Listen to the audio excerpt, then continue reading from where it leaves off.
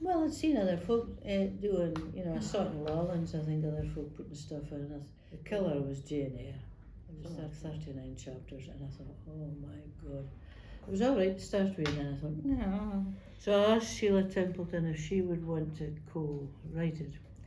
She said she'd give it a try. She did 4 chapters, and then she said, I'm sorry, that's it.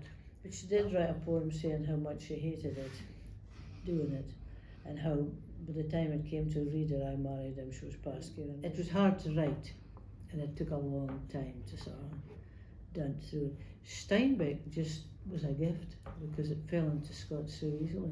Because that's where the language is simpler. You just have to grit your teeth and think, oh my God. It was. I also got, when I was working at uni, I had to share the office for 4 years, 5 years, with a storyteller called Stanley Robertson. From the time he set in foot over the door to the time he left, he stood. That was a story, it's Morning Tonight.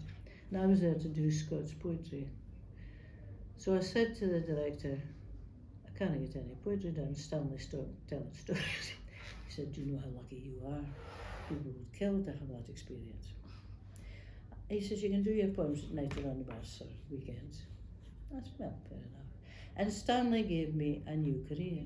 In the early days, I would look at my best poems, polish them off, and come into a room ready to read them, and you would just take one look at the audience and you think, no.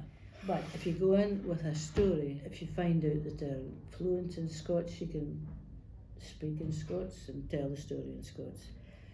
If they're getting a bit tired, you can just turn the story and condense it and just bring it to an end.